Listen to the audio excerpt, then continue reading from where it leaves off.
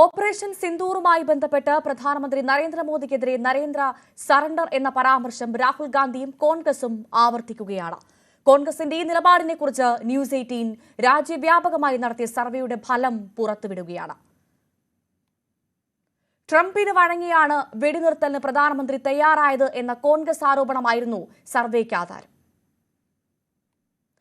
കോൺഗ്രസിന്റെ നരേന്ദ്ര സറണ്ടർ പരാമർശത്തോട് യോജിക്കുന്നുണ്ടോ എന്ന ആദ്യ ചോദ്യത്തിന് യോജിക്കുന്നില്ല എന്നാണ് 87.55% ആളുകളും അഭിപ്രായപ്പെട്ടത്.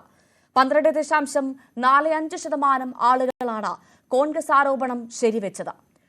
പ്രധാനമന്ത്രിക്കെതിരായ പരാമർശങ്ങൾ ദേശതാൽപര്യത്തിനെതിരോ എന്ന ചോദ്യത്തിന് ദേശതാൽപര്യത്തിന് എതിരെന്ന് 75.65% ആളുകൾ അഭിപ്രായം രേഖപ്പെടുത്തി. 24.35% ദേശതാൽപര്യത്തിന് എതിരല്ല എന്ന നിലപാടെടുത്തു.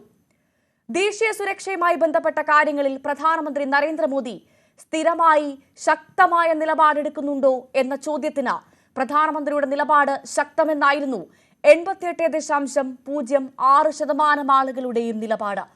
11.94% ആളുകൾ വിയോജിപ്പ് രേഖപ്പെടുത്തി. നരേന്ദ്ര സറണ്ടർ പോലുള്ള പരാമർശങ്ങൾ നടത്തുന്ന കോൺഗ്രസ് സൈന്യത്തോട് ആദരം കാണിക്കുന്നുണ്ടോ എന്ന ചോദ്യത്തിന് ഉണ്ടെന്ന നിലപാടെടുത്തത് 13.73%. കോൺഗ്രസ് സൈന്യത്തോട് ആദരവ് കാട്ടുന്നില്ലെന്ന് 86.27% അഭിപ്രായപ്പെട്ടു. അയൂബ് ഖാനുമായി സിന്ധു നദീജല കരാറിൽ ഒപ്പുവെച്ച ജവഹർലാൽ നെഹ്റു രാജ്യതാൽപര്യം ബലികഴിച്ചു എന്ന BJPയുടെ ആരോപണം ശരിയോ എന്ന ചോദ്യത്തിന് 83.38% യോജിപ്പ് രേഖപ്പെടുത്തി. 16.62% BJP ആരോപണം തള്ളിയത്.